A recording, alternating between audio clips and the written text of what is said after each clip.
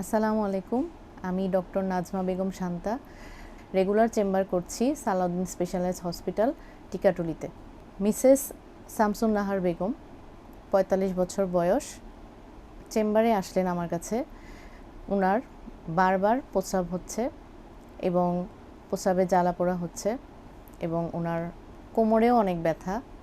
গতকাল রাতে জ্বর ছিল এবং ওনার হঠাৎ করেই প্রস্রাব লেগে যাচ্ছে এবং যে পর্যন্ত প্রস্রাব করতে উনি না যাচ্ছে মনে হচ্ছে ওনার এখনই হয়ে যাবে, এবং প্রস্রাব করে আসার পরেও ওনার মনে হচ্ছে যে ওনার প্রস্রাব রয়ে গিয়েছে, ক্লিয়ারলি হচ্ছে না। এই সকল সিমটম শুনে আমার মনে হলো যে উনি ইউটিআই অসুখে আক্রান্ত।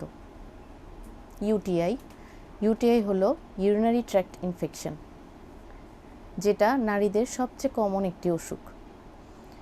নারীদের কেন ইউরিনারি ট্র্যাক্ট ইনফেকশন সবচেয়ে বেশি হয়? কারণ নারীদের মূত্রনালী পুরুষদের তুলনায় একটু ছোট হয় এবং নারীদের মূত্রনালীটা তাদের মলদ্বারের খুব কাছাকাছি অবস্থিত।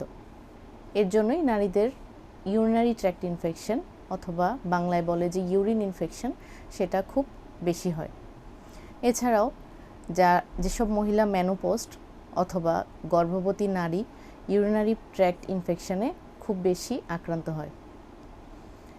তাছাড়া যেসব মেয়েদের নিউলি ম্যারিড কাপল অথবা যেসব মেয়েদের নতুন বিয়ে হয়েছে তাদের ক্ষেত্রে ইউরিনারি ট্র্যাক্ট ইনফেকশনের সম্ভাবনা অনেক বেশি বেড়ে যায়। এটাকে বলে হানিমুন সিস্টাইটিস। তাছাড়া বাচ্চাদেরও ইউরিনারি ট্র্যাক্ট ইনফেকশন হতে পারে যদি তাদের ডেভেলপমেন্টাল কোনো ইউরিনারি ট্র্যাক্টে কোনো অ্যানোমালি থাকে অথবা কোনো সমস্যা থাকে। তাছাড়া ডায়াবেটিস রোগী অথবা যাদের রোগ প্রতিরোধ ক্ষমতা কম, তাদের ক্ষেত্রেও ইউরিন ইনফেকশনটা হওয়ার সম্ভাবনা অনেক গুণ বেশি। এবং পুরুষদের ক্ষেত্রে দেখা গিয়েছে যাদের বয়স্ক পুরুষ প্রোস্টেটটা বড় হয়ে গিয়েছে তাদের ক্ষেত্রে ইউরিনারি ট্র্যাক্ট ইনফেকশনটা বেশি হয়, অথবা যদি পুরুষদের ক্ষেত্রে ইউরিনারি ট্র্যাক্টে কোনো স্টোন অথবা কোনো গ্রোথ থাকে তাহলেও বারবার তাদের ইউরিন ইনফেকশন হতে পারে।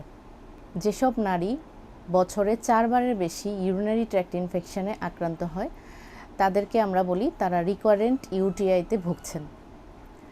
এবং আমাদের কাছে আসার পর আমরা চেম্বারে কিছু কমন ইনভেস্টিগেশন দিই, যেমন ইউরিন আরএমই, ইউরিন ফর সিএস এবং একটি সিবিসি করতে দিই। ইউজুয়ালি সিবিসিতে ডাব্লিউবিসি কাউন্ট একটু বেশি থাকতে পারে এবং ইউরিন আরিতে আমরা 5 সেল বেশি থাকতে পারে, এবং ইউরিন সিএসে অ্যাকর্ডিং টু কালচার সেন্সিটিভিটি তার অ্যান্টিবায়োটিক কোনটা দিব সেটা আমরা দেখে সেই ক্ষেত্রে আমরা অ্যান্টিবায়োটিক চুজ করি। ট্রিটমেন্ট হিসেবে আমরা according to culture sensitivity antibiotic দিয়ে থাকি, এবং অ্যান্টিবায়োটিক কোর্স শেষ করার পরেও আমরা কিছু জীবনযাত্রার পরিবর্তনের ক্ষেত্রে অ্যাডভাইস দিয়ে থাকি, যে জীবনযাত্রার পরিবর্তনগুলো করলে সে ইউরিনারি ট্র্যাক্ট ইনফেকশন হওয়ার সম্ভাবনা অনেকখানি কমে যায়। যেমন প্রতিদিন আমরা 2 থেকে 3 লিটার পানি খেতে বলি, এবং ক্র্যানবেরি জুস রেগুলার পান করলে সেক্ষেত্রে ইউরিন ইনফেকশন হওয়ার সম্ভাবনাটা খুব কমে যায়। যদিও আমাদের দেশে ক্র্যানবেরি জুসটা অ্যাভেলেবল না, কিন্তু ক্র্যানবেরি জুসের ট্যাবলেটটা আমাদের দেশে অ্যাভেলেবল। ভিটামিন সি যুক্ত খাবার যেমন লেবু অথবা টক জাতীয় ফল খেতে হবে। ইয়োগার্ট মানে টক দই, এই খাবারটাও খুব বেশি effective for prevention of UTI. এবং পার্সোনাল হাইজিন মেনটেন করতে বলি। পার্সোনাল হাইজিন দ্যাট মিন্স প্রতিদিন আন্ডারওয়্যার চেঞ্জ করতে হবে, এবং ওয়াশ করার সময় সামনে থেকে পিছনের দিকে গোপনাঙ্গ ওয়াশ করতে হবে। রেগুলার ব্লাডার এমপ্টিং, এর মানে হলো যখনই প্রস্রাব লাগবে তখনই সাথে সাথে টয়লেটে যেতে হবে। এই রেগুলার ব্লাডার এমপ্টিং মাধ্যমে আমরা পেশেন্টকে বুঝিয়ে বলার কারণ হলো, যারা রেগুলার ব্লাডার এমপ্টিং, স্পেশালি ফিমেলরা দেখা যায় কোনো কাজে থাকলে আমরা প্রস্রাবটা আটকিয়ে রাখি, কিন্তু সেটা করা যাবে না। যখনই প্রস্রাব লাগবে আটকে না রেখে টয়লেটে যেতে হবে। স্পেশালি ফিমেলরা যখন প্রস্রাব আটকিয়ে রাখে তখন তাদের ক্ষেত্রে ইউরিনারি ট্র্যাক্ট ইনফেকশন হওয়ার চান্সেস অনেক গুণ বেড়ে যায়।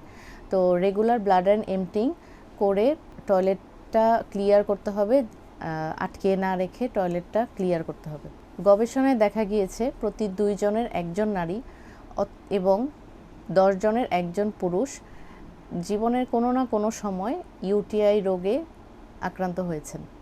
প্রত্যেকে ভালো থাকবেন এবং সুস্থ থাকবেন। আমার ভিডিও যদি ভালো লেগে থাকে আমাকে উৎসাহ দিবেন। আপনাদের জন্য আরও কমন কিছু টপিক নিয়ে আবার উপস্থিত হব।